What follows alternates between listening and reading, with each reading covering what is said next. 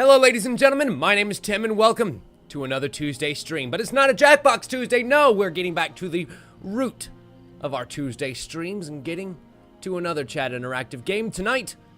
We're back in Hand of Fate 2. That's right, just when you thought it was safe to return to the table, no!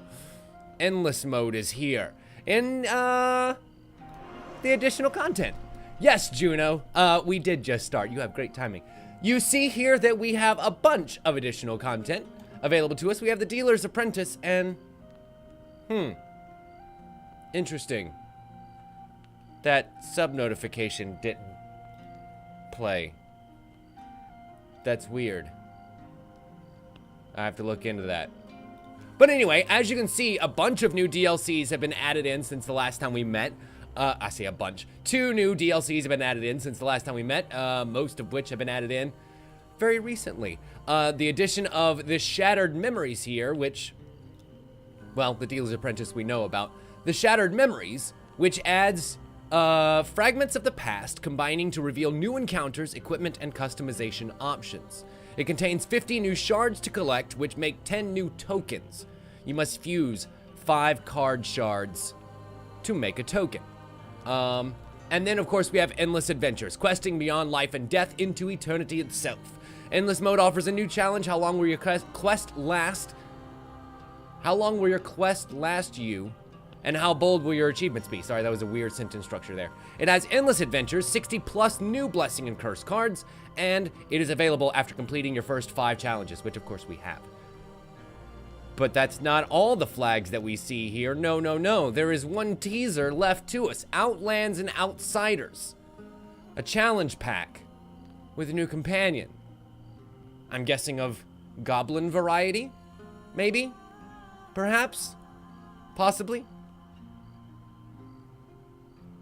But that's really cool. So Dan was saying he doesn't know about the Dealer's Apprentice. The Dealer's Apprentice was a DLC that was added basically like right before we finished the game. So it's possible that it was just missed over. And it added in a new companion, the dealer himself, whose name we discover is Valanos.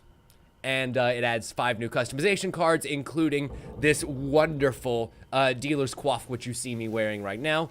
And I want to check on that notification real quick because that's kind of very important to me.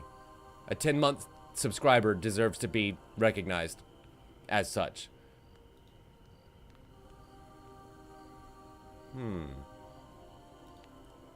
How weird.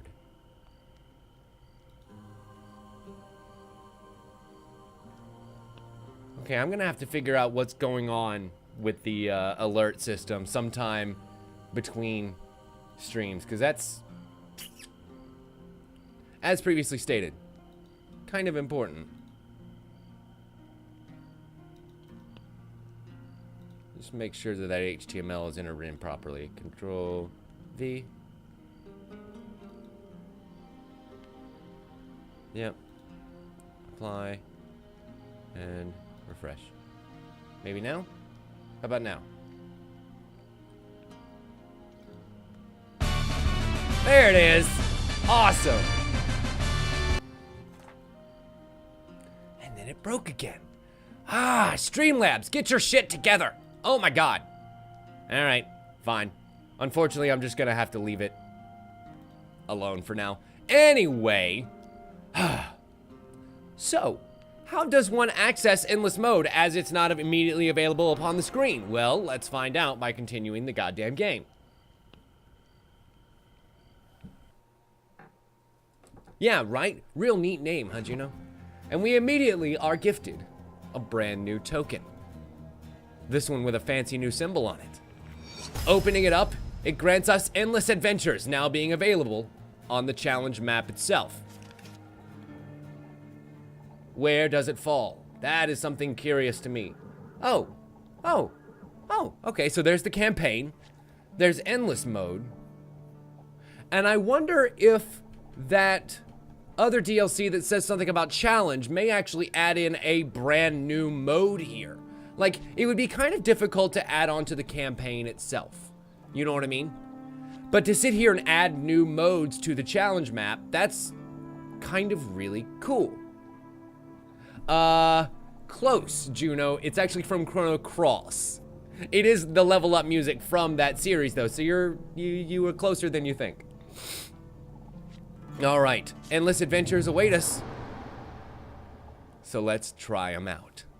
I'm very excited to see what this has to hold. We didn't get to play endless mode very much in the first game because, well, it took us just long enough to actually beat the 8th bloody thing. So I'm looking forward to experiencing the DLCs as they come and as they kind of land in our endless mode travels, because we will be traveling a lot through them, I'd imagine. The road ahead may be long and treacherous. Will you endure the turns of cruel fate with strong steel and fierce pride? Perhaps your death may count amongst the legends. Fame reduces over time. Weapon damage and equipment defense degrade from use in combat. And when your life is greater than 100, damage in combat may reduce your max life.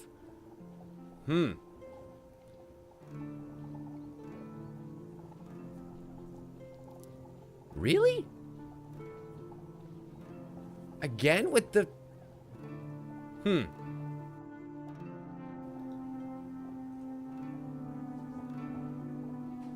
There it goes. Working again, I guess. That's weird. Something is going on with my XSplit, and I'm gonna have to investigate that. Anyway, so let's take a look at our wonderful companions that we took the time and effort to upgrade all the way completely across all of them. And who should we bring with us? Well, we know that our beautiful, beautiful rebel, I think, no, Ariadne was her, what was her name? What was her name? Ah, it's gonna bother me now. I just want to call her Lauren.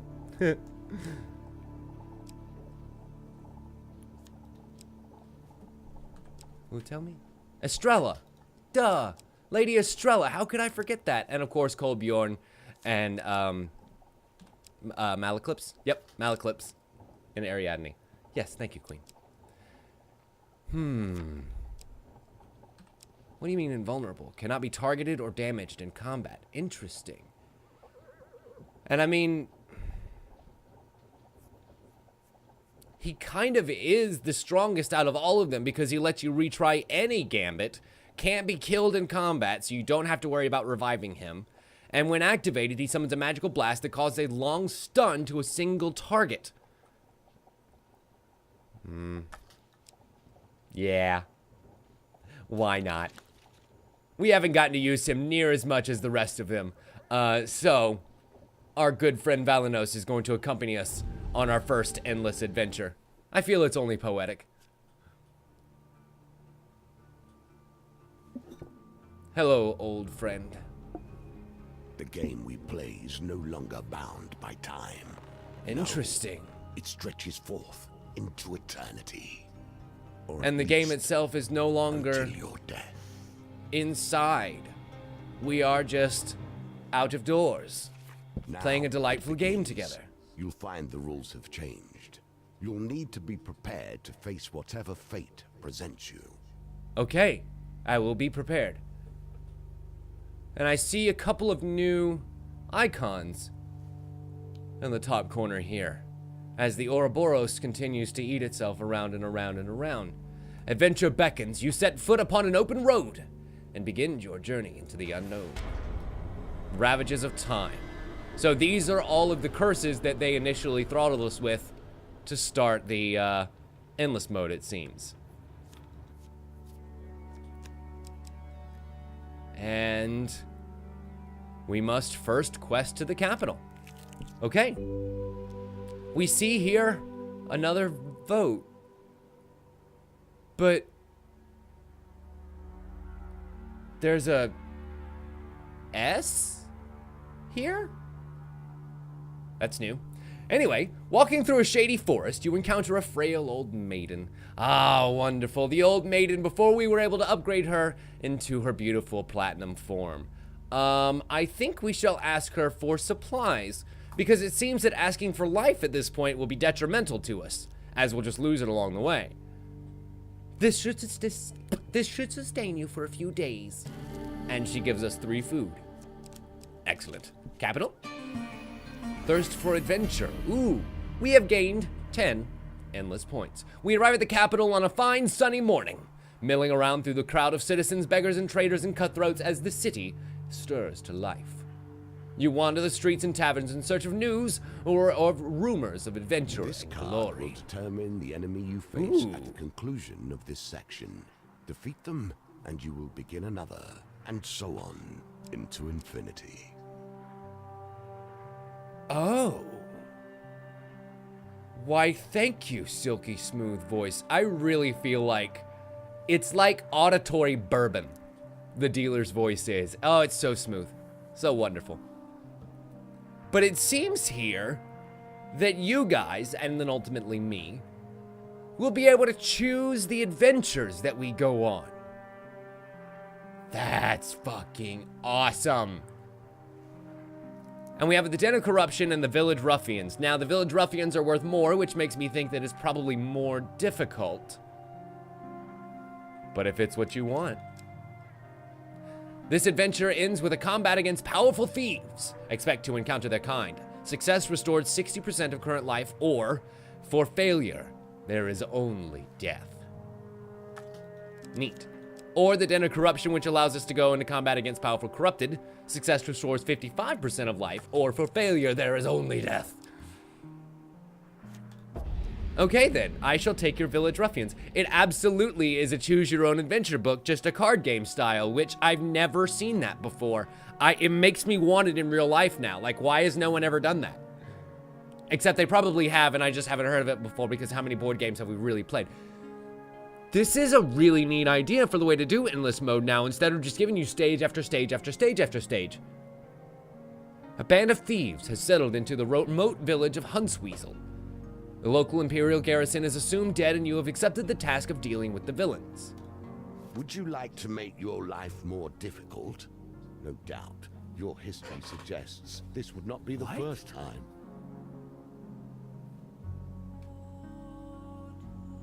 Harwood, I would absolutely adore that. I've sent them the email, so hopefully I get a response back soon.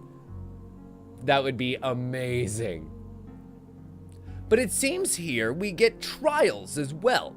Trials will resolve at the end of the adventure, in the order that they are added to my hand. So let's take a look here.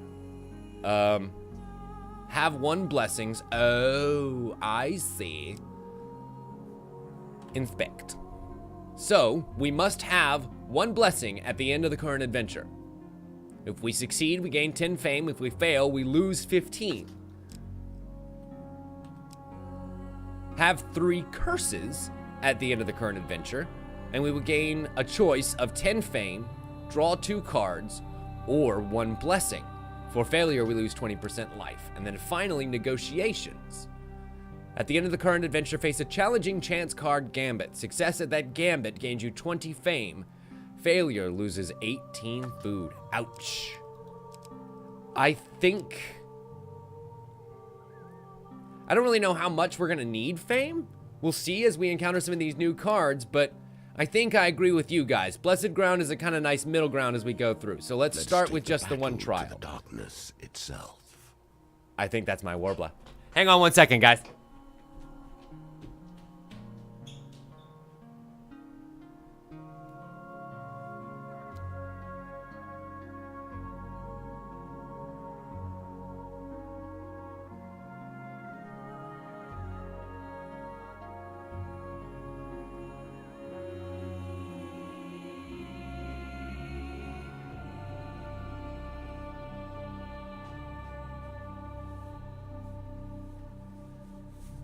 Yay! It's the thing! Oh, I'm so excited. Later. Okay. Let's continue where we left off.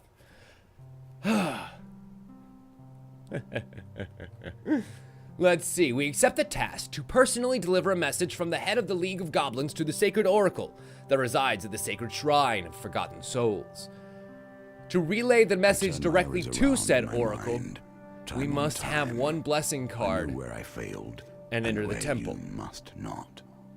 Look over your supplies and maps in preparation. Consider your chosen adventure traits when building your deck.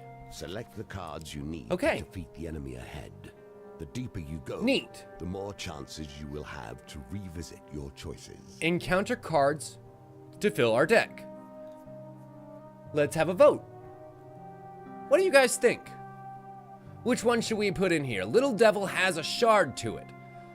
But boy, oh boy, is Little Devil just one of the worst to be able to get through. Complete the encounter card gold to gain a shard. Collect 5 shards to unlock a new card. We may receive any of these. It may remove a curse, or it may gain a curse. Queen says number 2, to add in exploding doodads, because it will give us a bomb artifact of a random kind, regardless of what we get. So I'll go ahead and put that one in. Okay. I'm wondering why the votes aren't updating. That's weird.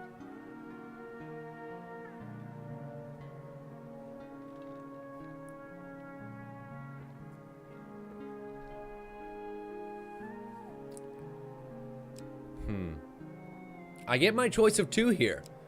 Should I not just pull in Little Devil?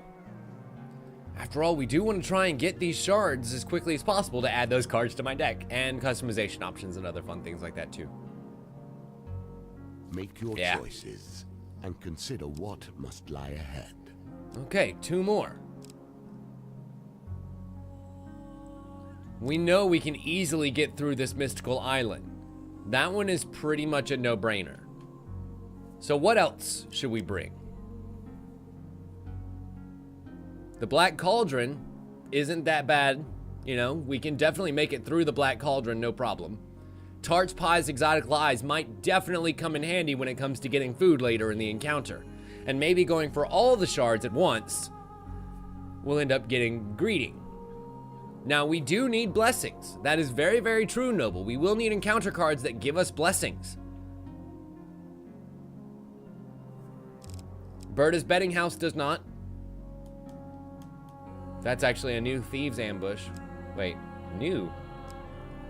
Oh, for some reason, it was glowing there underneath, and because those deal with parts of my trial. The fact that these are thieves corresponds with the fact that I'm dealing with thieves in my adventure here, and then this Black Cauldron, which actually can get me blessed if I do it properly. Shit. Remember that thing I said about getting greedy? Yeah. The Mask of Holy Fortunes. If we go ahead and take this with us and are able to get 50 huge success results in chance card gambits. Holy mama! That's a lot of huge successes. Endless mode. Supposed to take you a while. Fuck. But still, that's not bad. 1 failure card glows red in the chance card gambits. And then if we fail again, then guess what? We've got Valanos to be able to redo those card gambits. And then, of course, any skeletons we see reanimate, drain life from enemies around them to make them die just as quickly. I forgot to do the vote. Sorry. Then we got the Spike Bone Guard armor, which lets us be able to escape easy and dispel curses should we get cursed by that little devil. Ooh. Ooh. I think we might have to go with the I think we might have to go with the Spike Bone Guard. And then Queen says Mask of Holy Fortunes. I can't disagree. And finally, we get to choose our last set of equipment here, which actually has some weapons in it. Law and bloody fucking order. Definitely. But what about the Gladiator's Visage? Ooh, blessed. The first time you complete... yes, priest.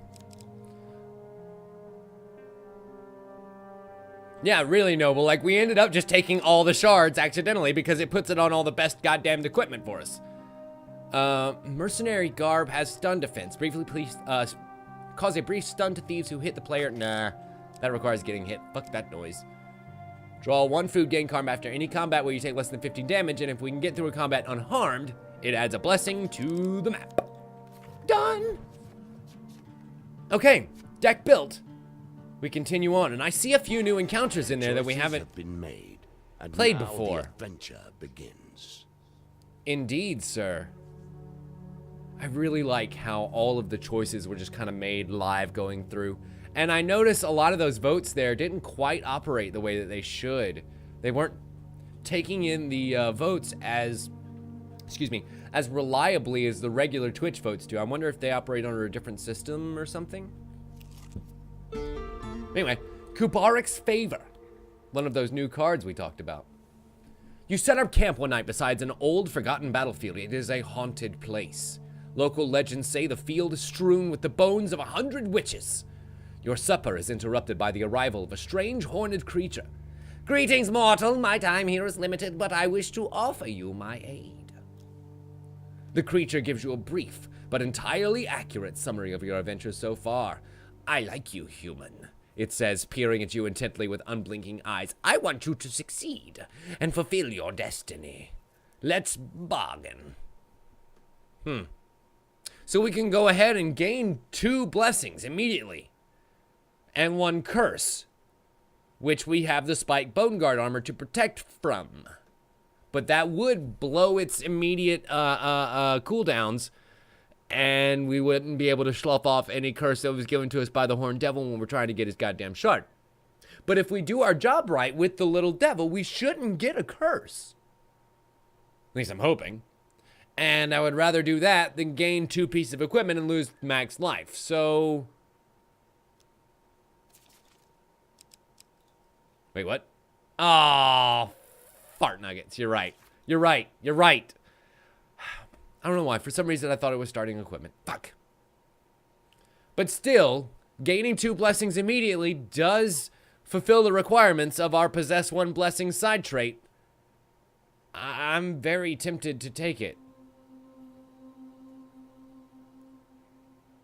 Yeah, let's do it. Braggart. Gain 20 fame until you lose a gambit, then discard this blessing. Fuck. And it is what is known as a transient blessing. They're discarded when certain conditions are met. Interesting. As is this one. After 5 combats against corrupted, gain 4 cards. Which is great because we shouldn't encounter many corrupted along the way. And now for your side of the bargain. The spell of aging. Ouch. Consume twice as much food when traversing the map. Hi, Super Base. Welcome. Glad you could join us. Satisfied with his payment, Kubarik says, farewell, hero. Perhaps one day our paths will cross again. We blink, and the creature is gone. Well, I mean, we certainly fulfill 1 requirement, but that old age thing is gonna suck later on. Because we now take 2 every Parandrus? I really love that card art. That's so cool looking. It reminds me of like a good luck dragon mixed with sky serpent of some kind. While crossing the desert, the ground begins to tremble beneath your feet. A monstrous scaled head slithers out from the sand, followed by a long shimmering body. A serpent of terrible size. If you strain, you swear you can hear a faint melody being plucked out on a lute. The creature stretches languidly and encircles you. The legends of old spit on thee. The serpent drones, staring with 3 unblinking red eyes. Hardship is thy duty, and a poor soldier thou art. I'm sorry you're having problems, Noble. That sucks. That sucks hard. And so we get a card gambit. That was pretty easy, sis. I'm like 99 to 1,000% sure that the top card just went straight to slot 3. Come here, baby. Little girl. Oh, little girl. Look who decided to come and say, hey, little baby. Oh, and on the back of the chair she goes. It is her preferred spot. Hey, kitty. You're a sweet girl. That's a sweet baby. Can she make it? Can she make it? Can she make it? Yay! Good girl. Oh, nice. I moved her thing back so that she could have easier access to the window, and it actually makes her easier to see in the camera. That's pretty great. Success it is. Thank you, Valanos. Mercifully, we didn't need to use him now. The serpent blinks impassively, then with a hiss it slides away, disappearing quickly into the sands.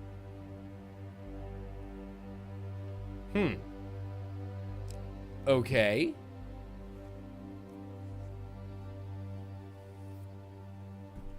But what was that about the loot? I wonder if to really get at the heart of that card, we have to fail. And that's why it's so easy. And then you get eaten, you go inside of it, you have a whole little mini Lemmiwinks adventure inside of the sand serpent. And come out the other side. With a snap, you feel something being yanked off your person. You turn to see a few goblins running away, giggling, and pointing back at you. 2 of goblins. Oh boy.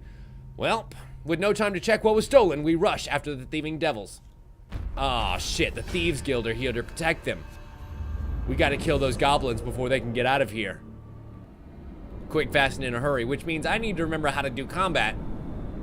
Because I didn't get the chance to practice before we came in here. I loaded up the game, realized that it gave you a token immediately, and quit. So that way, you know, we didn't miss the important moment of getting endless mode. Hep, there we go. Come here, little fucks. Yes, that mercifully, the goblins have a habit of running away from every part of combat. So like, if I can just corner them, nailed it. Good, I don't need to pick up his little sack. Hey, Valanos, make yourself useful. Oh, long stun straight on the goblin. Literally best thing you could have done, boy. Yeet. Excellent. So that should be success, right? Like, even if I don't kill the thieves in X amount of time, which, Jesus Christ, I'm going to. 2.5 minutes is way too much time for this challenge. I should still be able to keep my shit, right? All right, Val, any day. Bam! That'll do. Even with my shitty sword. That bonus damage comes in handy. Like 13 to 20, that's a huge difference. Nope, not quite recharged yet. Come on, come on. There it is. Ah, and it did just enough damage to murder instead of maim. Oh well, I can take care of that. Yep. Oh. Yep.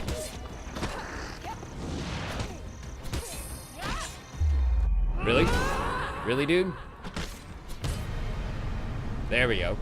Wow. Did they get more health, or is that just my shitty sword? It's probably my shitty sword. Honestly, I'm remembering better weapons because it's been a while since we've had such a terrible starting weapon. Wait. Oh, okay, that was the Thieves card. I was like, was that one of my swords that went into the deck down there? That's not good. With the thugs defeated, you search their bodies for valuables. Ooh. Smaller pieces of our fate. And we gain our gladiator's visage. Perfect. Enough, so we can go ahead and gain another blessing. In time. It almost sounds like the dealer had a cold the day he recorded this. Now is your chance. Resolve Is that just me? as soon as you can. You come to a junction in the road. Your quarry yet eludes you. But perhaps there is some wisdom in exploring these lands further. You better believe we're exploring these lands further. But the ravages of time strike. Why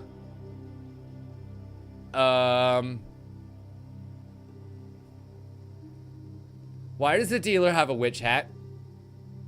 The dealer... Is somebody casting spells out there? Because if you do, you have to tell me, otherwise it's entrapment. It is not too late to plan better. While hiking up a mountain path, you pass an old farmer weighed down with a heavy sack. You slow your pace to walk with him for a while. Oh. Oh. It is a spy versus spy hat because black spy, white spy. Wait. So then do I have... I better have that white spy hat. Otherwise, oh, that would be amazing. In ancient times, my people had a great empire, he offers as he continues slowly up the path. It stretched all the way up to the misty sea. In those days, our clerics would sacrifice precious jewels and finally forged weapons to appease the gods. Much has changed since then, as you can see. He gestures to a tiny collection of rundown shacks in the valley below. Few of us kept the old traditions and have precious little to give, but each year we give still what we can. Perhaps one day our fortunes will change. Or not. But what else can we do? His laughter gives way to a coughing fit. He points to the top of the mountain and says, perhaps up there your fate may change also. Hours later, you stand at the top of the mountain and discover a vast crater that falls away into shadow. You approach the edge of the pit and gaze into the unending darkness below. A stone outcropping extends over the center of the abyss, and we can earn endless points by discarding our equipment. Nah. Honestly, I don't need 10 points that badly. I would rather have my helmet right now. But I imagine that if we come across that card again, it may be a fun way to gain extra points in exchange for equipment that you don't need to use anymore. Say equipment that's starting to degrade over time. Let's move on to the next level. Okay, we have not lost a gambit yet, so we still have the blessing of additional fame. We have not faced off against 5 combats worth of corrupted, so we still have that other blessing. And we now have our helmet that makes it, if we make it through a combat encounter unscathed, we get yet a third. And of course, we come upon the mystical island. This is one of our classic cards. We know this one well. After hours of competitive drinking, an old cartographer has become your new best friend. Come sail with me, he slurs. I know secrets. We need a deckhand or 3. How many of you are there anyway? When you sober up, you decide to investigate his tale of a mysterious island that rises from the depths of the sea every 7 years. We'll need a ship. Here's some gold. See what you can find. We take the 20 gold and set off to find a ship. We find a cartographer, we find a group of seafarers unloading a ship, their captain's face. We give them the 20 gold to set off on our merry way because that means we get more rewards at the end. Even though we're giving up the 20 gold that he just gave us right now. Not a vein. And round and round and round the challenge goes. Him in that spy hat and encircled by the cards is super distracting, by the way. I want to throw that in there, devs, if you're listening, and I know you probably aren't. Super distracting. And I'm gonna stop it now. What? Yes! Whew, I was like, please tell me I'm not that out of practice. And we shall confirm, because of course we don't need to use Valinos's power here to re-choose, because we gained an immediate goddamn success. We are the best seafarers ever! Should help. We drop anchor and wade to shore. The island is a paradise. Vast groves of tropical fruits ripen in the sun, filling the air with their inviting fragrances. In the distance we spy a mist-shrouded mountain. The cartographer documents everything he can find. The sailors follow along, searching for any hints of gold. On the 3rd day, a wide-eyed deckhand points to the summit and shouts, "There's a glass castle up there, boys! I've seen it with my one good eye!" Whipped into a frenzy, the sailors ascend the mountain. A wondrous castle of glass has been built into the side of the mountain. The sailors push past, seemingly unimpressed. If there ever were occupants, they are long gone now. The sailors strip the walls of finery and loot the silverware. "This trip is finally starting to pay off," says the quartermaster. "What gives you the right to take what doesn't belong to you?" says the exasperated cartographer. "I suggest you help load the ship if you want to sail back into it," says the captain. Seems we gotta get to work, boys. As we sail away from the island, it sinks once more below the waves, taking its mysteries with it. Back on the mainland, we divvy up the loot, and for paying the sailors in the beginning, we get more of the loot. Gain 4 fame, 15 gold, 25 gold, 5 gold. I was really hoping that would be more. Ooh, and our wonderful Law and Order daggers. Now they do less damage per hit, well, per singular strike than our sword, but they hit much faster and have this amazing knockdown ability that it hits a flurry of strikes that cause knockdown against thieves. Enemies in knockdown can be defeated with a finisher. And of course it deals more damage to thieves in of itself. So yes, please. All right. With that very, very wealthy mission accomplished. Oh boy. I suddenly find myself with no food. That's bad. We chance upon Oswin's goblin uncle offering his trinkets to passers-by. We don't have any exploding doodads. Can I have a doodad? Oh. He says flat out, no. Because we have no focus artifacts in the bag. Have this instead. Oh, a health pot. Nice. Goodbye, dear one. Oslin's goblin uncle bows deeply, seats himself on the nearest tree stump, and proceeds to pointedly ignore you. As goblins tend to do. Ouch, the ravages of time hit again, and one more fame goes away. What about our damage to our weapon? Oh, ouch. That is now a 10. Should I maybe switch it up to a different weapon until I really need those Law and Orders? So that way they don't end up getting completely useless? Thank you for the food. I appreciate that. And the black cauldron is before us. Wait, did we receive the other shard? No, we didn't. Oh, fart nuggets. So a simple success isn't what was needed to make it, to get the shard for the mystical island.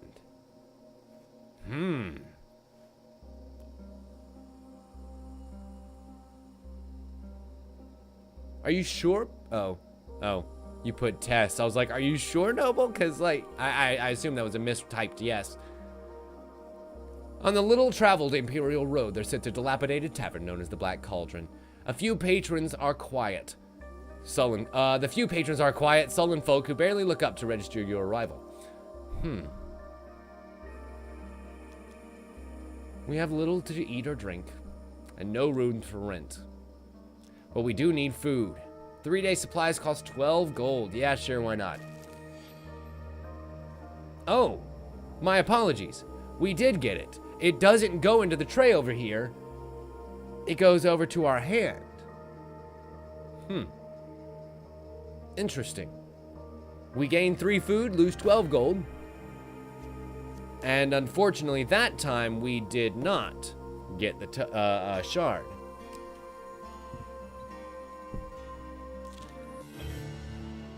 And the little devil approaches once again. The little devil with a broken horn slouches in a tree stump in the dark forest. While glum, he appears mostly harmless, so you approach him with only a little caution. My father banished me from the underworld because he thinks I'm not evil enough. Apparently my curses are just too weak. Do you know any curses? Yeah, we do. We have a curse. Give him our curse. Give him my spell of aging. Fuck yes. That's one evil curse. Thank you, adventurer. Please take this small gift. Equipment, please be the token. Come on, please give me the shard. Yes, I will have the Mask of Holy Fortunes. No, I'm not gonna equip it right now until I get rid of this blessed, and then I'll probably switch it out. Yay! We got the shard! How awesome! I can't believe that actually worked out for us. We ended up gaining a curse through our own greed and taking blessings, and... Oh, whew, I was trying to figure out why we only had 1 blessing here. I was like, no, wait, we have 2.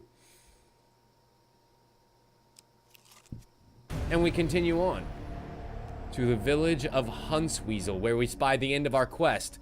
We are very close to being able to actually do the end of our quest, but first... It seems everybody wants you The gang dead, of thieves are from here. the high A to pair the of shady low. characters emerge to block your path. I feel like this is probably going to be a good idea to break out the Law and Orders. And go to town's Tucker. The Empire is offering a pretty price for your head, adventurer, one of the men remarks as he casually inspects his blade. Nothing personal, the other adds as they...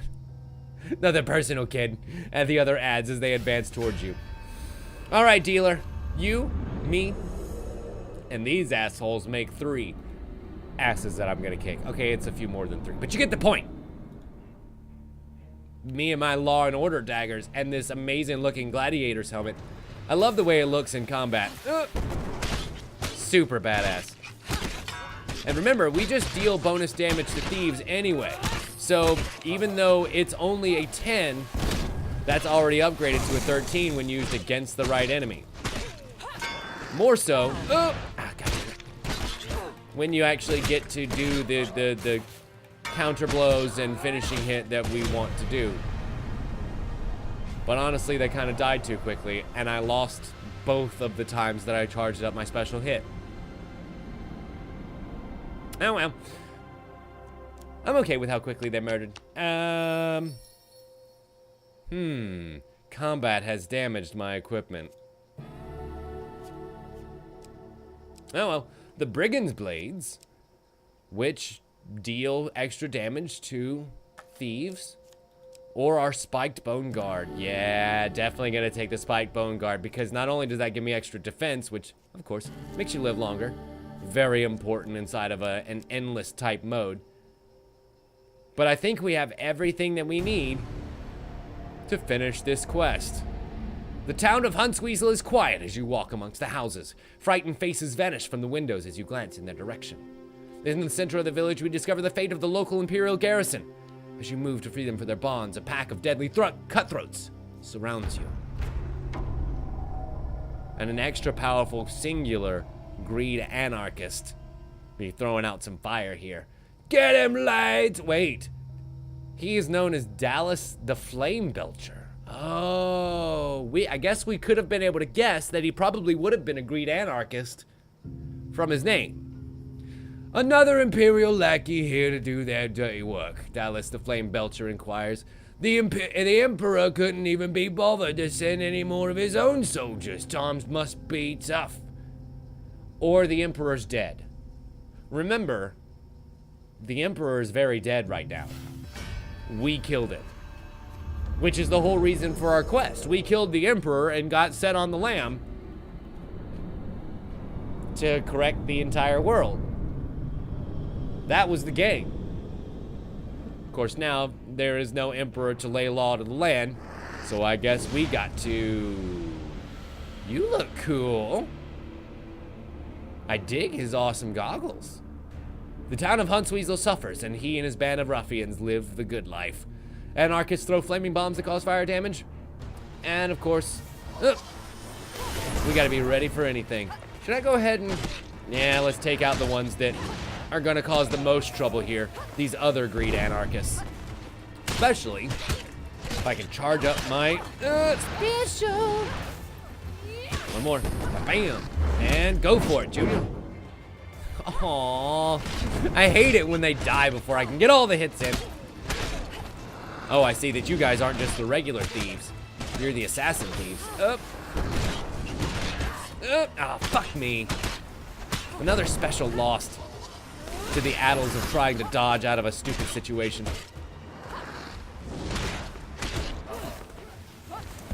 Dodge the bomb, and 3 more hits. Come on, baby. Give it to daddy. And come here, you son of a bitch. Oh. Extra long stun means our extra damage hurts even worse. Oh, lover boy. I think it... Oh, wait. Which button? That's the one. I was like, which button did I allocate that to? I don't remember. That's gonna be very important. Payoff. And finish him. Excellent. Wow. I like that a lot. That was an interesting way to keep throwing in the bosses around here. I seem to remember something in the patch notes relating to these bosses potentially having the names of my chat members. But anyway, with the ruffians dealt with, the people of Huntsweasel emerged from their homes to thank you. Combat, of course, damaged my equipment. We gained 80 endless points, 60 life back, and with our main quest complete, we turned our attention to the other tasks along our way. With the trial completed, we enter the sacred shrine of Forgotten Souls and deliver the message directly to the sacred oracle, gaining 10 fame as the bards sing of our deeds. We leave the sacred shrine of Forgotten Souls at dawn the next day with another 240 endless Your points. first adventure is complete. Hot From here, damn. things will That's become awesome. more difficult. Okay, we return to the capital in search What of more adventure adventure. will fate hold for you? And we have another vote, ladies and gentlemen. What's it gonna be? The Lucky Sparrow worth 60 points, or the Bounty Hunter worth 120? Let's check them out. The Lucky Sparrow will have us combating against powerful undead. Success here gives us 15 gold, failure here brings only death. And for the Bounty Hunter, this adventure has us in combat against a powerful mage. Expect to encounter many of their kind along our journey, and success here gains 12 food and 120 endless points. Yeah. Yeah, I think I have to agree with you, Noble. It's definitely got to be the bounty hunter. Once again, the vote not showing up. How bizarre. But I agree. This is our quest. The Empire is offering a grand reward for eliminating the threat of magic users across its territory. The vile wizard Juno, there it is, and her allies have reportedly used magic to construct a stone tower next to the town of Blackwater, sending the rest of chat into a panic.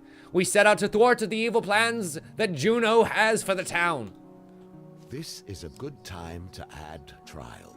Before Excellent. time has passed, Let's and things have try. become more What is difficult. Feed the Beast? Discard 6 food at the end of the current adventure to succeed.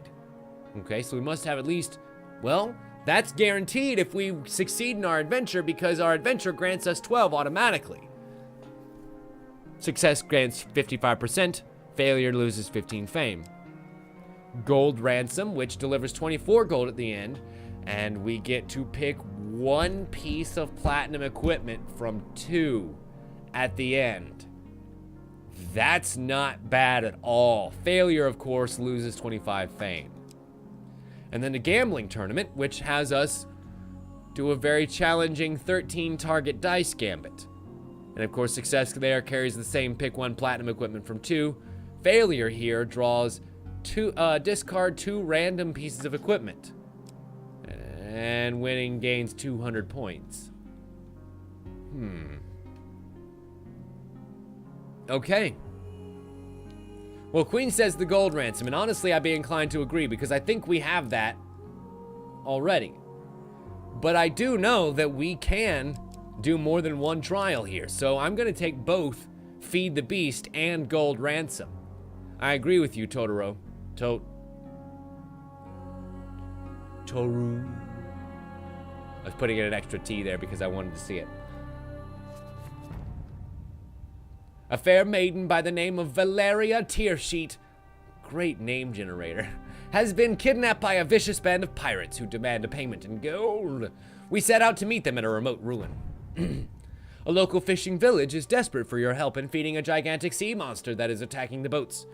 Upon every bloody moon, explains a bearded local, we have to pay the tide to the deep dweller and our boats go unharmed. This past season left us all in famine. It will be angry. Please help us. As you descend, your decisions here will become your life. And our encounters must be voted upon once again. Let's see if we can get it working. I don't know. The Carriage of the Departed, of course, is a great gold gain system. We know that that one is absolutely going to work in our favor. Gambling Hansel, of course, gains us the possibility of gold, but more importantly, a piece of gambling equipment should we have one in our inventory. Wetland Ambush is a great way to gain some food. And an easy combat encounter, which of course would grind away at our equipment. Holy Relic. Which, if I remember right... Oh, that just gains gold. For some reason, I thought it also gave us a platinum encounter card. Or a platinum equipment card, but I guess we may not have one. And then, of course, the Grimulkin, which reveals the entire map as influenced by chance cards. Okay. 1 and 4, huh? Sure, why not? And we've got yet another vote. Oh, awesome, Noble. I'm glad that you were able to get that shit squared away, because I know that was probably annoying as hell. This time we have Exploring the Wilds, Fabled Beast, Raiders Ambush, Temple Prayers, and Trading House. We know that Temple Prayers is going to grant us an immediate blessing for the cost of 4 gold. 4 or 6, something like that. But we don't necessarily need a blessing this time around. We already have some in our backpack. Just in case we need to offer one up. Okay. So the Fabled Beast for the shard, which I'm assuming we probably have to succeed at the hunt in order to make that magic happen. Exploring the Wilds allows us to gain resources at the cost of chance cards. Raiders Ambush is gain food or gold depending on what happens, or both, I think. Temple Prayers. I don't know. I just don't know. I mean, I don't want to take trading house because that's a trading house, not a shop. Okay, temple prayers it is. And here we have a whole nother set. Reaping Strike, which will allow us to gain back a bunch of food if we defeat targets with a special, and also after combat, if we complete 3 finishers, we get an extra piece of food there too. The Gambler's Jewel, which absolutely is going to get added to our equipment. And Berserker's Creed, which I don't know, what's its requirement? Take 50 hits in combat. Fuck. Nah, we'll hold on to that for later. The Ring of Food, however. Discard any non-food gain card to receive 2 food. Nah. The Pious Road to allow us to never starve by taking 1 max life instead of taking the regular starvation damage. But I think we should probably take the Harvest Blade just to keep another weapon in our inventory. For once Law and Order does eventually fade, and it will. Unfortunately, as much as I may not want it to, it will. Is that a one-handed weapon? I think so. No, it's a heavy weapon. Shit, it's a 2. That sucks. Yeah, I'm definitely thinking the Armor of Gluttony. Receive +1 food every time you gain food or gold. And then gain 3 defense if you have 20 plus food. I think it's time to get super fat. And that leaves 1 more. The Valiant Aegis, the Wanderer's Bounty, the Shadow of the Empire, and the Golden Shield. Now, the Golden Shield, we can sell back at our earliest opportunity for a lot of money. The Valiant Aegis allows us to not consume food every 3rd step. And Defending adds +1 to our weapon charge. That's actually a really, really great side benefit when I can remember to actually defend and or counter. Shadow of the Empire does extra damage to Empire enemies when I block or bash with my shield.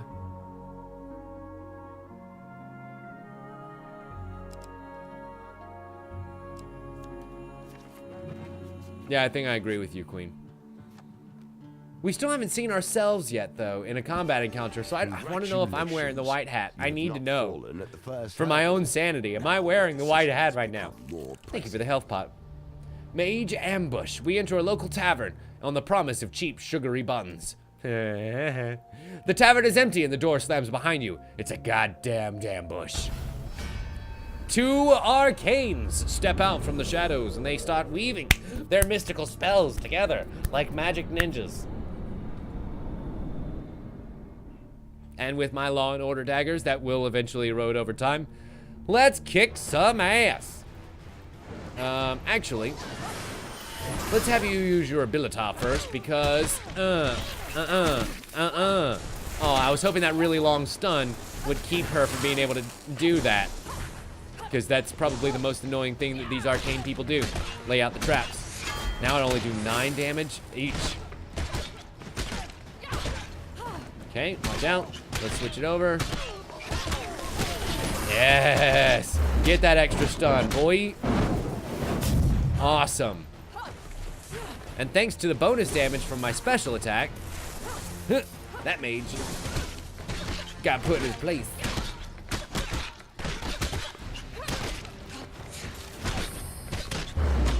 All right. Well, Abraca, god damn, that looked like it hurt. It's like in the patch notes, and it's only for the dealer, which makes me sad. Aww. Damn, Sam. But I wonder if there are any others. Like, if there is that one, then there have to be others, right? Ooh. Extra gold, which means extra food, which means extra fat for me. I will never understand why Cursed you are treasure. so eager to carve away the pieces The of golden your shield soul is in there. You're exchange welcome to for it, says an mere adventure, but objects. know that it is cursed. As he applies a tourniquet to his severed arm. Fuck it. What's the point of adventuring if you don't take any risks, right? The one-armed adventurer shakes his head in amusement. Do you not see my arm? We take the golden shield, store that away for now, and gain the 15 gold. As you fill your haversack with treasure, a cold chill sends a shiver down your spine. Told you, whispers the adventurer as he fades off into the ethereal. And we now have spoiled kids, but guess what? That spike bone guard protected us, son! So no curse this day. Did I remember that at the time? I'll leave that for you to decide. Hungry peasants. We are surrounded by hungry, hungry peasants. A few push forward to confront you, while many more hang out back of harm's way.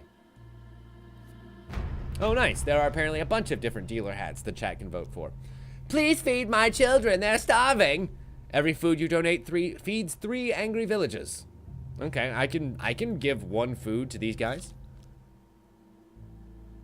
Having dealt with those villagers, the remaining mob reluctantly allows us to leave. Awesome. With the cost of only 1 food, I don't have to murder innocent people today. Hunting for food and we find the fabled beast. But for sport. And this can be our 3rd shard. Ursus, a young warrior from the north, proposes a hunting contest. This farmer kindly saved my boy instead of handing him to the Empire. I will rid the land of boars, destroying his crops in thanks. Who'll be a worthy opponent? As you step forward to accept the challenge, the farmer warns, not only do they have been wrecking my fields, a huge white beast ate one of my lambs. I hacked off one of his tusks, but he still roams. You and Ursus shake hands before fleeing into the fields, paying heed to the gnarly grunts echoing in the distance. Let us hopefully find that huge success. I think it went into number 2. Now here's the thing. We do have our dealer with us. That allows us the extra cheating bonus at these card gambits. Now, unfortunately, it is going to reshuffle the deck, so it's not like we get to just re-choose from where we are. It's not as good as the Guardian Angels say. But it might be worth it. Anyone?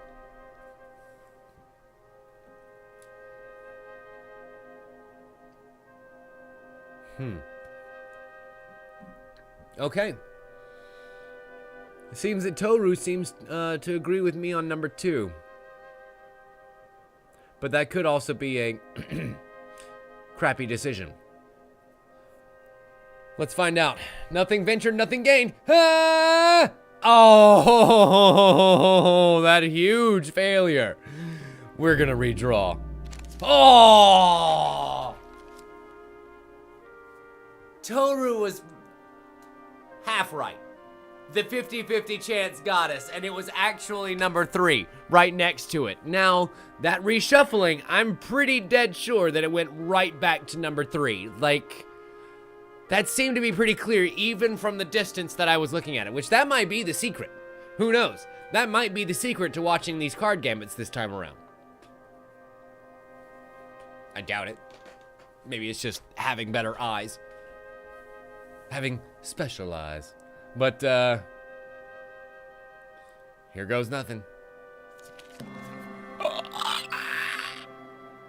By following its huge tracks, we find the monstrous white boar by the river. You stealthily approach as he sharpens his single tusk on a boulder. When he senses your presence, he grunts in the common tongue with a strange, lilted accent. Spare this old blood, blessed mortal. I hadn't seen this before.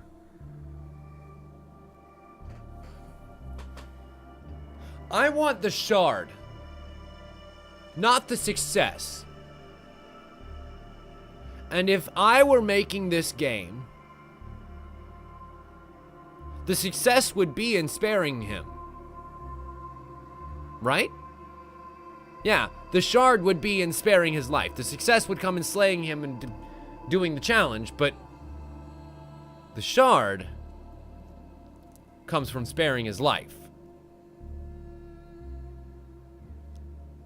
Because, Juno, you were a vile mage, doing magic in the Emperor's territory. We can't have it.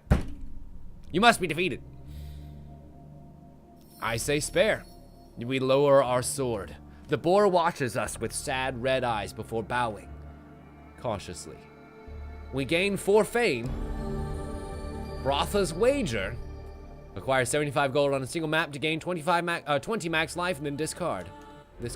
And the shard! Yes! We continue hunting until the sun begins to set, then haul your kills back to the farmhouse. Ursus paces in front of a pile of dead beasts as the farmer tallies your kills. Wait, you mean to tell me Bones. I hope that you I have learned still to be their master. get to get a success on this adventure? And thanks to my gambler's ring. Aw, I guess I have to re-roll. I was gonna say I should get +2 to the roll, right? Oh, it's in my deck, it's not on my hand. Fuck! I keep forgetting that. This adventurer is the clear winner today, having slain 17 beasts, announces the farmer. Take a basket from my latest harvest as real reward. 4 more fame and a buttload of food. Awesome. This is what a daddy needed right here. I'm grateful to you both. My fields will be safe once more, says the farmer, embracing his precious flock of sheep. Aww. Aww, now I don't feel quite so bad for letting that gory wild boar go. Explore new lands. No, we'll stay. Traveling upwards, I gain your good fortunes and the treacherous wilds. The wilds are something treacherous and harmful. While traversing a dangerous cliff face, we slip and lose our footing. Though relatively unharmed, the same cannot be said for the pack of traveler's rations that broke your fall. Fuck. There goes 3 food, and the ravages of time take me once again. Oh, my law and orders are down to 8. Ouch.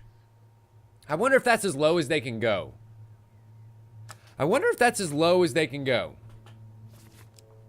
If so, then I'm going to keep them around for a little while, because they're still not terrible. I mean, they are light weapons. They travel super quick. And also, that amazing special skill. Next, the carriage of the departed. An excellent chance to start getting some gold gains on this map.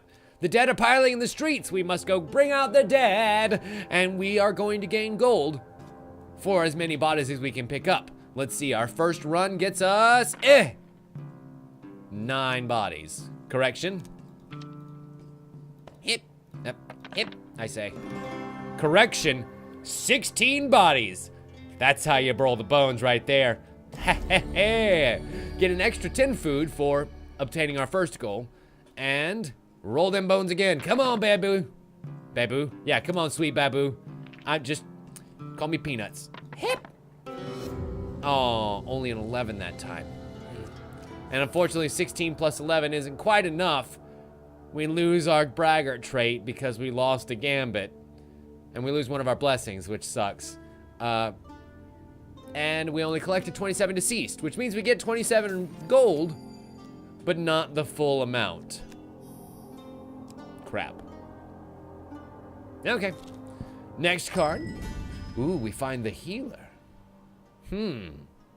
Tell me, Wanderer, what is it you seek? Which one is it that's going to get us... Well, we can ask the Whisperers of the Travels, she explains. Their tales, they speak of many tales, some daring, some adventure, some of things yet to pass. For a donation, I can share their tale. Why not? Ooh. Excellent, so we know where the temple prayers are. Let's buy some healing for our companion. Despite your insistence, the healer is unable to tend to your companion. She examines the shape of your head with some concern. Visions and spirits. A sign of a mind fettered by guilt or poison. Weird. Let's buy food. Because still no shard. And you notice that it's not even raised for us to be able to get. I wonder if we have to get her to remove a curse in order for us to... Yeah, probably. Darn. Ooh, speaking of fun times, Parandus joins us once again. Druss, excuse me. The old legend spit on thee, the serpent drones. Hardship is thy duty, and a poor soldier as thou art. I think I'm gonna fail this time. Also, I noticed that this is, or at least one of, the one that I've found so far that I haven't been able to hit a vote button for. It automatically does it. Curious that. I'm gonna fail. By choice. And let's see what happens. Oh. The serpent's glowing eyes swim in the heat of the desert. Receive this medicine with gratitude. The dealer adds low-value cards to the game deck. The serpent opens its wide maw and a piercing shrill cuts through the hot air. You cover your ears in desperation. 1 food. That's it? That's it? Okay, well that wasn't so bad. But now we know. We absolutely want to win that every single time. A donation to the church allows us to pick a nice blessing here. Gambler's Banquet might be really nice. Receive +2 food after every dice gambit, which with our gluttonous armor will be awesome. Proceed +15 life for every gold gain card. That's not bad. Keep us always topped off. If your max life is less than 150, nah, fuck that noise. The Beggar's Charm gives us pocket money. And Gambler's Insurance, no. I agree. The Gambler's Banquet is definitely the best one for us to take right now. Question. Nope. I didn't think I had it. But I noticed that I haven't found just like a regular old good old-fashioned store. Also, a tri-corner hat. Nice touch, you guys. We see the end of our quest in sight. Am I ready? Am I prepared? Am I wanton for murder? Let's stock of your check out the camp. You must consider every decision ahead of you. There's the gluttonous armor, which I think we actually have enough food to trigger this +3 defense. I don't know. I don't think it's worth it. I think it costs too much, and it's not enough gain yet. I want to keep it in our deck, though, because there will come a time where it is handy. Right now, this Spike Bone Guard still has 18 ruddy defense right now. Yeah? I mean, I know that it's worth it to have, but I don't think it's worth it to buy right now. I think there might be a better way to get it, say, for free. You know, I don't want to spend my money on that when I don't really need it yet. My armor is still serving purpose right now.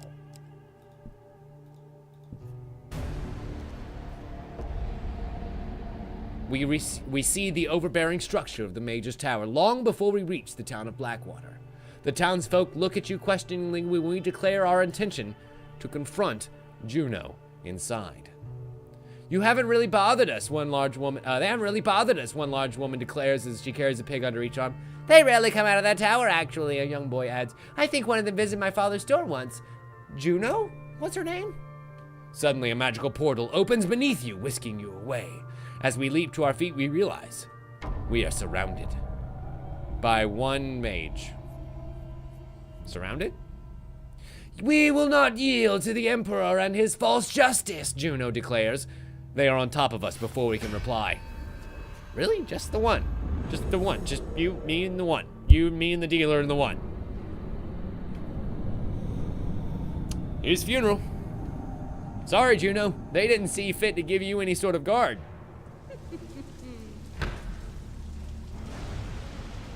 At first hint of you being sent by the Empire, she determined that only one of you will live.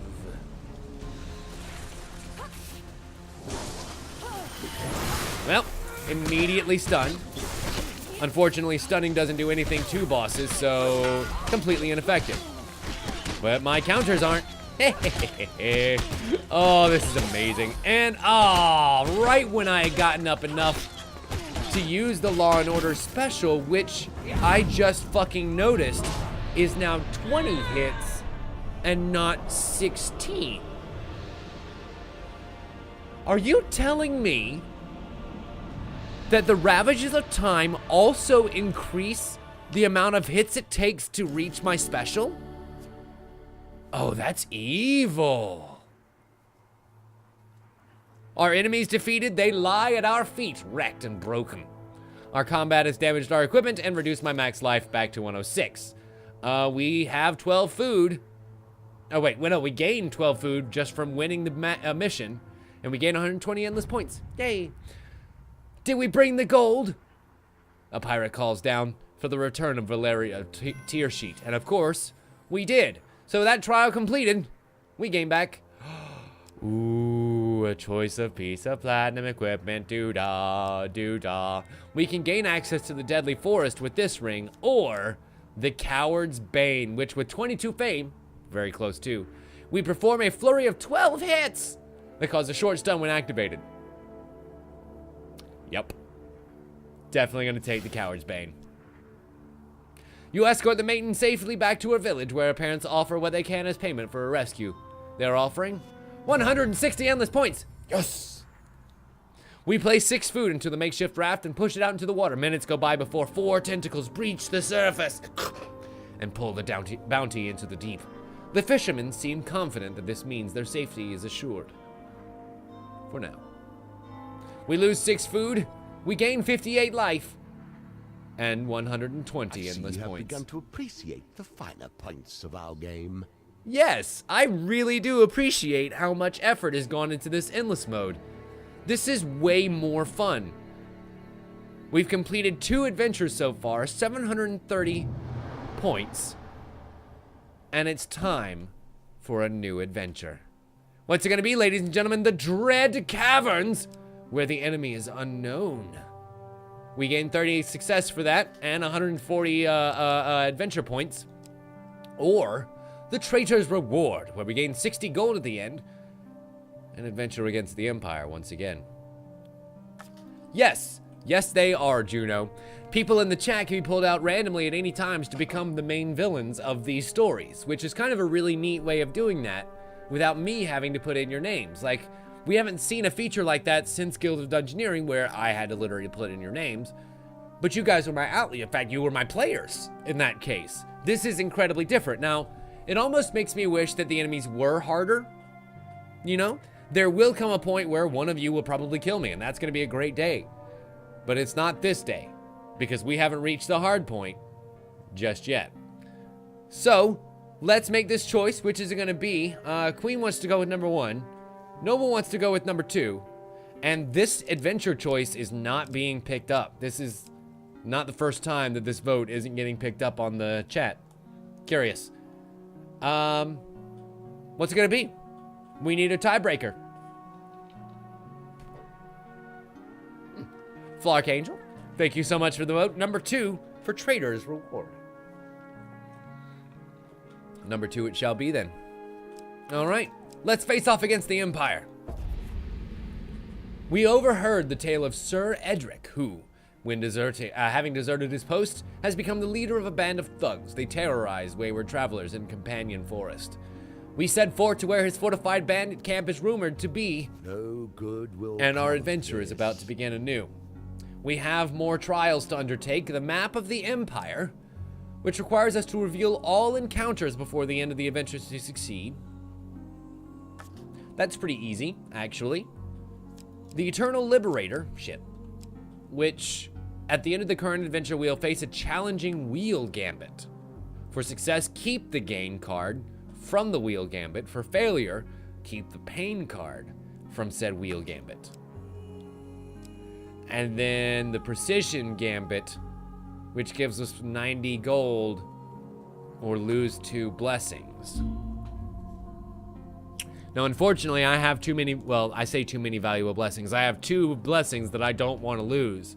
So I don't think I'm going to take Firebrand Fortress. But I am going to take Map the Empire and Eternal Liberator. Because why the fuck not? Now is your moment to show the Empire what you are made of. A noble patron of the arts has commissioned an artist to create a map of the Empire. We agreed to help him scout the valleys, forests, and fields as we complete our adventure. And drunken tales in a shipyard tavern speak of the Eternal Liberator, an Imperial warship once laden with treasures now perched precariously on the rocks below the Cliff of Oblivion.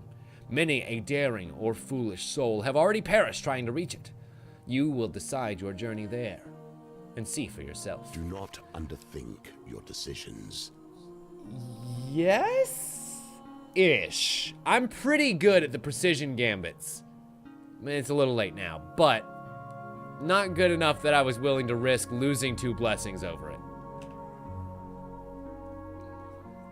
We have the Pauper's Dilemma, which I'm going to take because that's going to be an easy shard to get. The Illicit Trade, which will cost us our companion, right? Oh no, it doesn't. That was the Platinum card. This one gives us equipment, and we may spend gold for rewards. But it will eventually lead to combat against the Empire. And then the Steagle Pumpkin, which will allow us to gain any as long as we can get a Precision Gambit down.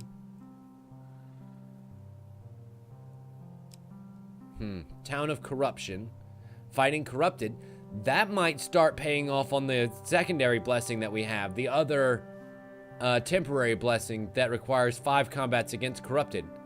Because I don't want to take the Silver Deer, because that's going to just swap around on my resources, and I don't want to do that right now. Oh boy. Oh boy. Well, this is all a bunch of shit. What's it gonna be, guys? The Knight's Sword, which allows me to get in and steal the Ornate Sword and sell it back. Ordeal by Iron. Plague. Spider Trap, another chance to fight Corrupted, incidentally. And Wine of the... You guys suck.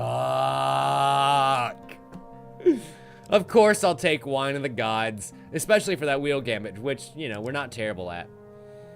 And Queen says number 3 for our other one, to take Plague.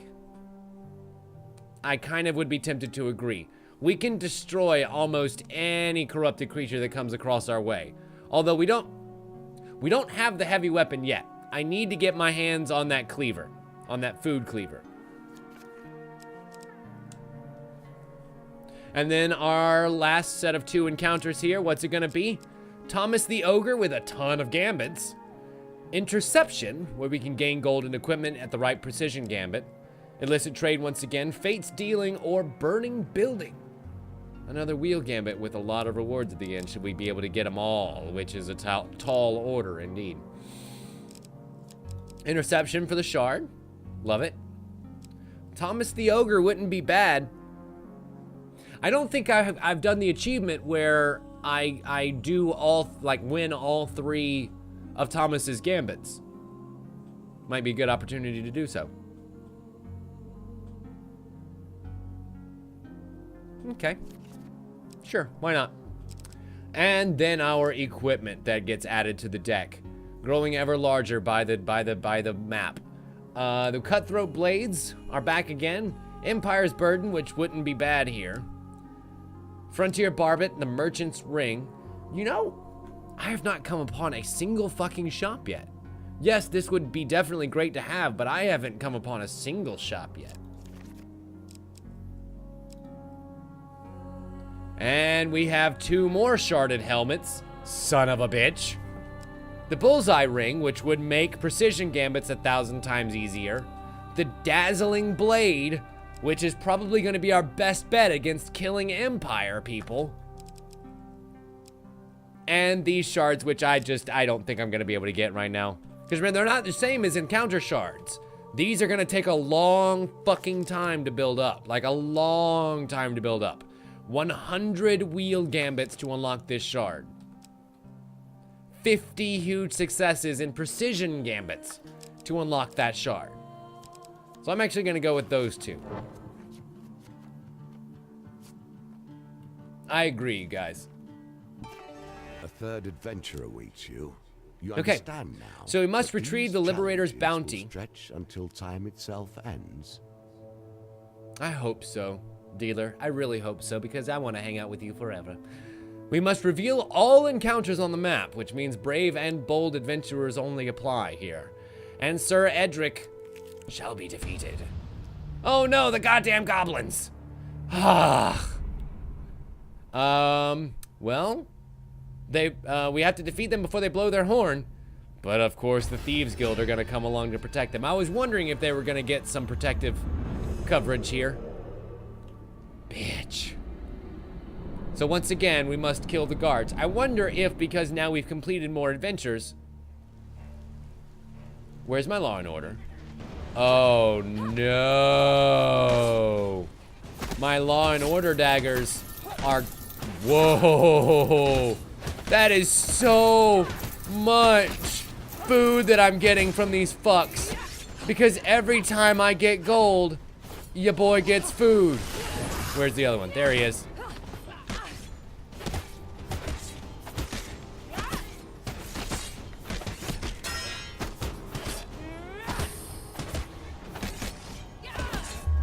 And spinning daggers.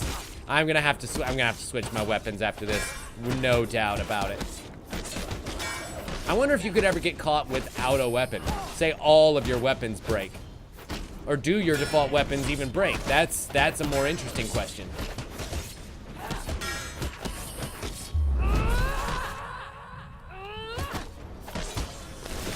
Oh, of course he would stun the enemy that was literally dying in front of him.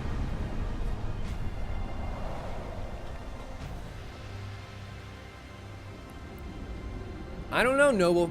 It feels like these weapons are a lot weaker than they used to be, even for the default ones. Ravages of Time strike again. Fame alone has got. And we gain the Coward's Bane. Yes. I see. So when it has this red icon next to it, they are in fact considered broken and are non-usable weapons. Gotcha.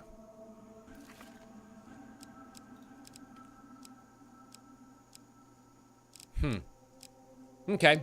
Well, let's switch over to the neglected sword for now, because I have a feeling that we're gonna need it. No. Question. Yeah. See, the weather blades have this exact same 7 damage as the broken Law and Order. So I have a feeling that, well, unless we can find the blacksmith, maybe repair broken items. Wouldn't that be awesome? These are kind of borked until we reach that cavern again. That giant chasm in which we can throw equipment in. Max life reduced, gain 2 fame, and we search their body for valuable. Oh my god. Steadfast daggers, a blessing. New one, it probably. Damage is reduced by 30% in the next combat with light weapons equipped. Then discard this card. It's a good thing I don't have light weapons equipped right now. And I'm gonna save that blessing. Kubarik's favor once again. Greetings, mortal. My time here is limited once more, but I wish to offer you my aid. Let us fulfill the destiny. What? Gain map of the area and lose 1 random equipment. I mean, we haven't gotten the blessing from Blessed yet, I don't think. Although it is broken. I mean, like, the Spike Bone Guard is also broken? It might be worth it to take his favor. Continue. My side of the bargain. No! No! No!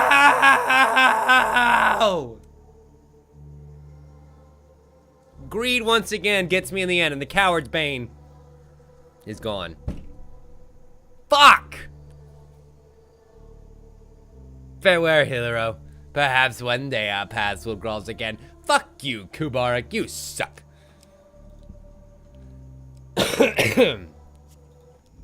Okay, let's check camp. What's for purchase here? Ooh. The Dazzling Blade indeed. I think I'm gonna hold on to that as we get closer to the end. I might buy that if we can make it to the end. More cursed treasure. Ha ha ha ha ha. Yes! Give me that treasure. And give me that curse, baby. I will take this Dazzling Blade to the grave with me, sir. If it means I get to take it right now. Instead of buying it for 47 fucking gold back at the store. Told you. And we gain alone. Ouch. My companion can no longer aid me during gambits. Which sucks because we have the ultimate gambit aid, who is now completely fucking useless. Town of Corruption. One piece of equipment only. That's all the Empire will spare. Well, we can gain the Frontier's Barbet. That bullseye ring is great and all, but... I mean, I am going around with my sword right now, bashing shields, so... I don't know. Do you really think A is worth it? Or, oh, shit. A up here for gold. Do you really... The bullseye or the frontier part... My helmet right now is broken, so it is useless. I need a new helm. I could go ahead and start one. A shard, that is. Okay, bullseye ring it is. Fine. And the blight are upon us once more.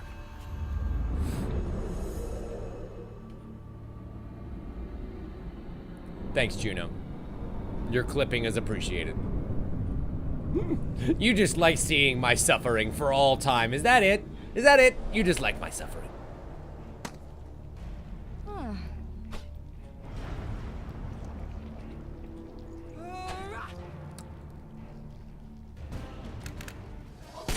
You know, Noble, you are not wrong, my friend. You are not wrong at all. I absolutely could do that in one combat encounter. It would take for fucking ever, but we could do it. Interesting. So it seems like this dazzling blade, not only on first hit, but also on special hit, deals a pretty large stun. And 2 farmers will be saved this day. Yay! To live! Yay!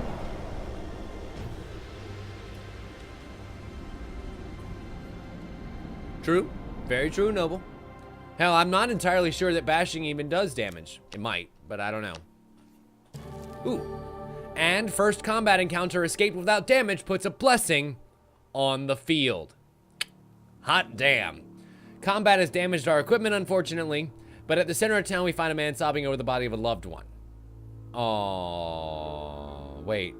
As he wails incoherently, we notice the corpse begin to stir beneath him. And we gotta save him from... Patience. Do not move too quickly, for haste breeds only fear. From the very loved one that he is wailing from. With a swift blow from your dazzling blade, you cleave the head from the body, halting its attack. The man continues to sob, ignorant of your intervention. For fame, and fortunately, no more discomfort is ours. The Empire ambush. Oh no! Only a true criminal would steal silver coins from the street. If we take you in, the general is sure to forgive us. Oh, they're a part of the band of misfits of Sir Edric, who kind of, what's the word I'm looking for? Abdicated their position and are now traitors. So they're looking for ways to ingratiate themselves with the Emperor again, not be on the lam. I wonder if that'll be useful for us as we kind of go finish this quest off. I totally forgot that this is the perfect sword to be using right now.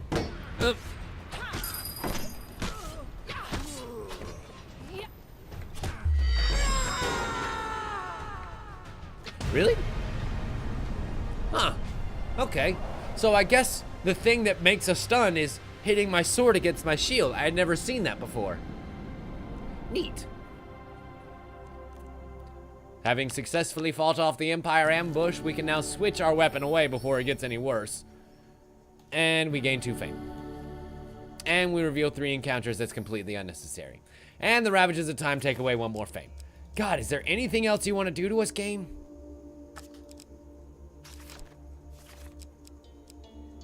What is that one? Explore new lands, interception, and the pauper dilemma. Awesome. So, do I have... Yeah, I guess I'll take the villager's axe. I was gonna say, if I'm gonna end up fighting... Well, no, I'm not gonna end up fighting the corrupted. I'm gonna end up... it depends. Fickle Fate, a new blessing. Trial cards award 20% extra points. Neat. If we lose a dice gambit, discard this card and draw 1 curse for each adventure that you've carried this blessing through. Ooh. That's bad. That's real bad. Yes, it does, Noble. My character actually holds one of the 3 different kinds of weapons. It's pretty cool, isn't it? The town crier announces the Empire seeks mercenaries to join the battle against corruption. You seek out the watchtower where recruitment is currently taking place. Yeah, I thought so, Toru. So I'm probably actually gonna want to switch back over to the blade, as that's gonna put me fighting Empire people. I refuse to kill these paupers, whether they turn or not. Heavy weapons. Heavy weapons? Oh, I guess for shield breaking. Fuck that noise. They're going down. Sucker. And then I'm getting myself a 4th shard. Oh, how great would it be to actually unlock a new card tonight? Unfortunately, I'm gonna have to call it early a little bit tonight, here in about 15 minutes or so, because I have some extra work to do before I go to bed tonight. But I am so happy that Endless Mode is as awesome as it is. Probably after we finish this adventure, we'll say, however long that takes. I am so goddamn happy that Adventure Mode is as awesome as it is, because that's gonna add so much extra life into this game. When really, yeah, we were probably gonna play it anyway once the new DLCs landed, but adding Endless Mode means that I no longer have to worry about just playing through the campaign ad nauseum. And worrying about your silly missions, when it's much more fun to do a choose your own adventure style mission where we get to set the parameters and the rewards. I wonder if at the end of all of this, like as we unlock the customization options, will we have to like purchase them with the very endless points that we're earning? Or what would be the point of the endless points other than just a measure of how well you're doing?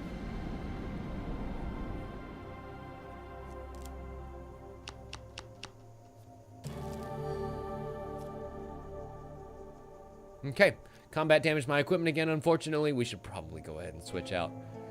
And a peasant woman with a child hiding behind some barrels. We lead them past the wall, past gatekeepers who look pointedly in the other direction.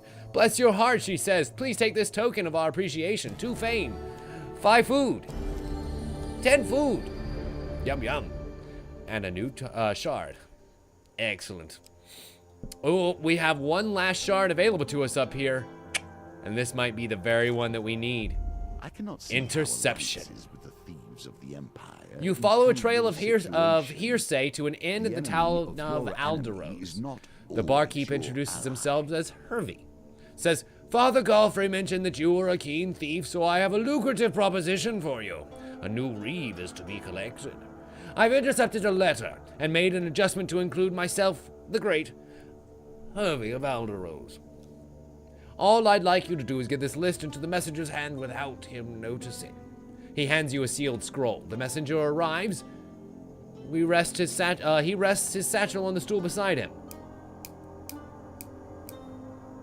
It seems like dropping all of my gold will actually end up leading to a much easier choice. Yeah?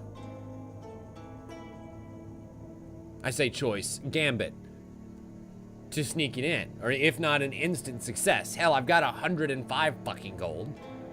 I'm not spending it in a store. So do we just use it for the instant guaranteed success and the shard? Nope. Everyone says to do the regular criminal bump. All right. Ooh. Thank the gods that we allowed ourselves the ability to do the wider beam. Otherwise, this could be a problem. And I'm gonna wait until the goal is going in the same direction as the pendulum. Oh shit, that was my one opportunity for it, huh? Fuck me, right? Oh, just missed. Just missed. I just missed. I missed, and it just They're missed. impossible. They can be mastered. Keep practicing. Fuck! Thief, I'm being robbed! You escape before anybody tries to be a hero. I told you. Told you I should have just taken the gold. That was a difficult fucking pendulum. And I barely missed. God, oh, that makes me so mad. Journey forward to the next stage. So far we've revealed one stage worth of encounters, and this one it seems like it's gonna be a no-brainer. It's one straight shot to the end.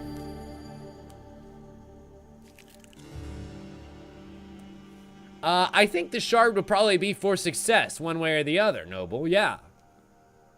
Holy relic, excellent.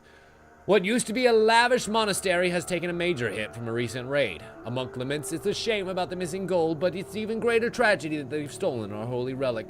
We volunteer to search for the Northern Raiders. Nice, Judo. You follow a trail of abandoned trinkets to find the Northern Raiders sleeping on top of a pile of treasure in a conspicuous forest clearing. So do we call the police? Do we take the violent approach? Or do we take the stealthy approach? It is a Frost Shaman, 4 Frost, and a Frost Trapper. Something I feel very convinced that we can murder without too much difficulty. So stealthy approach might be fun, and we'll probably end up leading to the violent approach, let's be honest here. But I feel like I can take him. I feel like I can take him.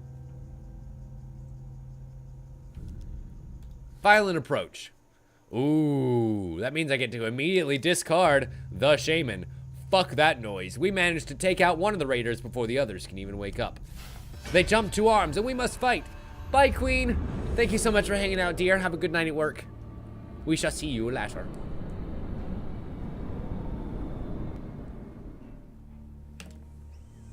Excellent. And with my shitty, rusted, fucking bent sword, I'm gonna shove it right square where the sun don't shine. Oop. You know, sun doesn't shine that often that far north. Yep. And yep. Big old 29-point damage swing. Oh, I love it.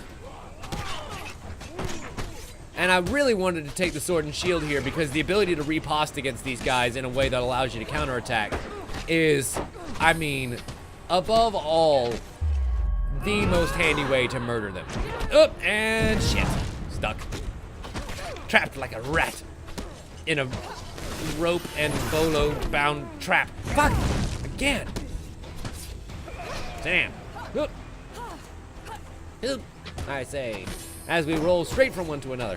I wish that there was a weapon or a combat ability somewhere that allowed you to get from enemy to enemy quicker. Besides just linking your way around. By linking, I mean just rolling your way around the map. Beep. And we sliced straight through the dome. Mwah! I love murdering with those finishers. It does feel very satisfying, doesn't it? The ravages of time strike again. We gain 10 food. And combat damage to our equipment for fame. 10 gold, which contributes more to Haratha's wager. My god, we have to be getting close to paying that off. Although this is a new fucking map. Ah, new map. Means it's not. Steadfast daggers. Resist damage. Oh, wait. But we didn't have light weapons equipped, so that didn't... Okay, that didn't count. That did not count. Woo! I saw it come up, and I was like, no, no, please don't let it have counted. No! Mercifully, it did not. And it seems as though the default weapons don't actually degrade.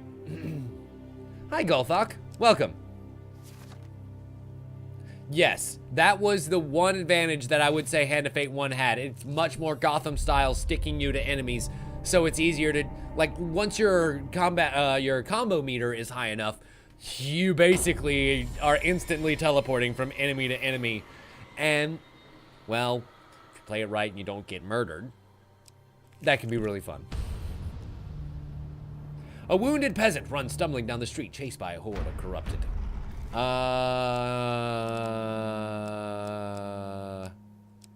Yeah. I'm fine. A Terror Blight and regular Blight. stand right in front of us.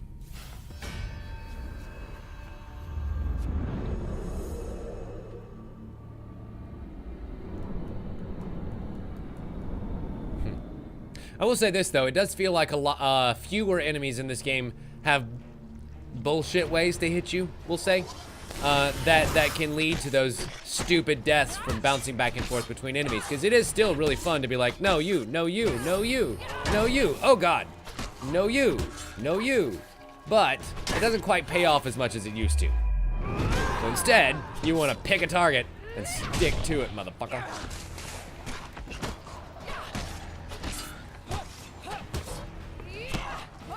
Yeah, the traps during combat, well, I will say this, they were largely annoying and just got in the way. But there were a lot of times, say you were facing off against a bunch of skeletons in that area that had the spike traps around an island in the center. It was really fun to use those traps to your advantage.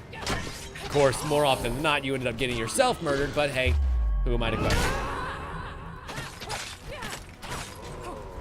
I hate the Empire dudes because of how much they block everything you do. I can't believe we both came down with that special swing at the same time. Because of how they block everything you do, especially the phalanx guys. And I know there are a couple of weapons that are made specifically to deal with them or whatever, but they are few and far between, we'll say. Yay! 10 health as supply, and round that wheel goes. It's all food and all health gain, though. No max life, at least as far as I can see. And no, like, equipment. Which sucks. Fine. Round and round she goes. Come on, baby. Oh! Damn. I thought I landed on food. Not so much. Kind Innkeeper offers us free room and board for the night. And 2 of the item that I pulled from the wheel. Damn. 67 food. It would have been real nice to add 12 to that. Fuck, I don't know. The wine of the gods. Oh, how appropriate for the cursed card to be the one to give us the final shard. Are you a god or a mere mortal? A sharply dressed peddler points you out from a crowd. Come forth and be judged worthy by this wine, brewed from grapes fallen from the very sky itself. He strokes a tall bottle of black wine. Your blood will boil and your toes will curl on your feet. If they don't, you'll win 100 gold coins. The peddler runs his hands through the bowl of shining gold with a sly smile. Do we dare try it? I mean, duh. He unstoppers the wine with a hiss and pours the glittering black liquid into a goblet. Try pinching your nose, someone in the crowd shouts as you tip back the smoking liquid. Shut the fuck up. Oh boy.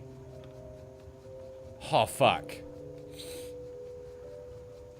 That's a fast spinning wheel. Okay. Do I think it's fast enough to make it a full rotation around? No. I think I'm gonna have to go like, I don't know, that's actually, I don't know, that might be fast enough to make it all the way around. No! Not even close. Not even fucking close. You might. I misjudged the shit out of that. You lack what it takes. I wonder how. Too many cards? Too few cards? How was I that far off? I'm normally really good at judging those. Whatever. 25 max life immediately snapped off. And we press on to gain a new blessing. Blessed Covenant. Optionally, prior to combat, remove the Brimstone status of a Brimstone monster card. Ooh. Can be used before 3 combats, then discard said card. Oh, we found a store! And I get to spend my 155 equipment, gold, whatever. Give me that. Thank you. Give me the Armor of Gluttony because, Daddy Nike. But it still has less defense than my broken Spike Bone Guard. Whatever. I'll take it. And give me that harvest blade, bad boy. Yes, sir. Yes, sir. 3 bags full. Can I... Are you worth anything? Yeah, they are worth stuff. Interesting. One man's junk, right?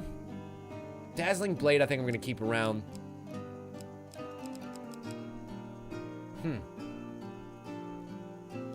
Yeah. Yeah, that'll work. Okay, we are good to go.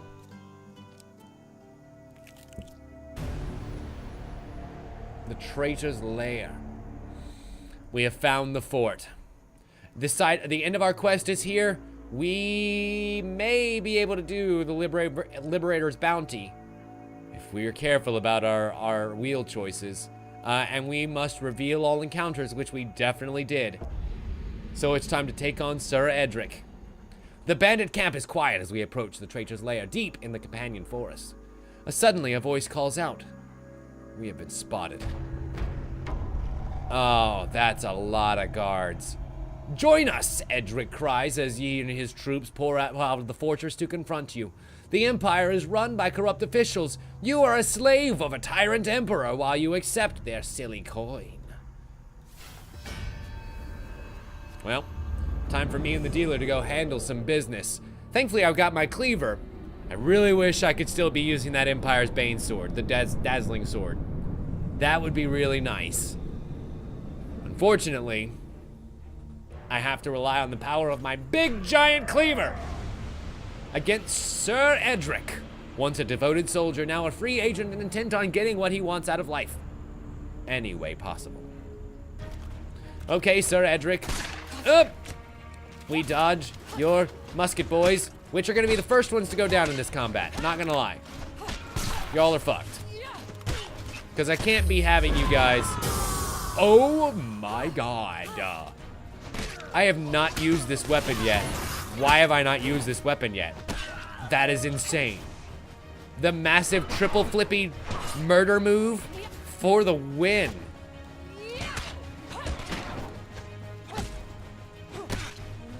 I keep forgetting. You might be able to parry them, but you still have to shield bash before you can break through the phalanx. And I've only got 61 health.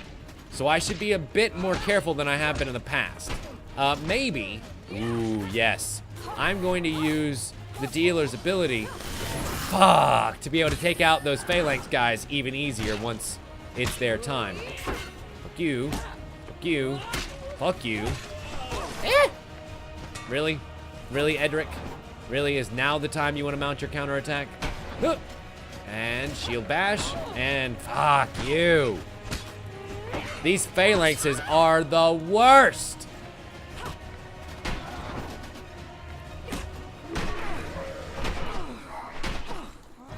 Not even a one bit of a chance to counterattack there. That sucks. Ouch. Well, go for it, dealer. Nope. No! Bad news, bears. We got all kinds of slaughter by that, and I'm down to 13. Oof. This is bad news, guys. I'm gonna have to play this a lot smarter than I have been already. By dodging him out of his group of friends. And there goes the dealer, who completely whiffed the stun. That's okay. It's okay. Everything's fine. Oh, no! No! No! No! No! No! Down to 4. No! You son of a bitch! You are not gonna kill me that easily! Ah! He killed me that easily! No! How did he kill me that easily?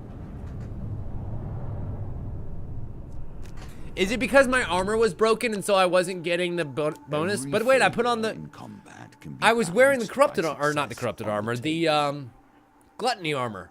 So, oh, god damn it. That sucks.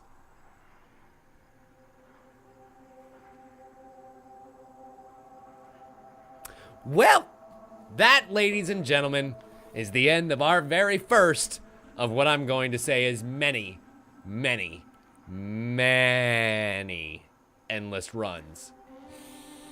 And I am so glad that that's so much fun. That's so much fucking fun. That's so much fucking fun. I can't believe they were even able to improve endless mode. How do you improve on a game that's already mostly perfect? You give the players choice. That's how. And what a fantastic execution of that concept too.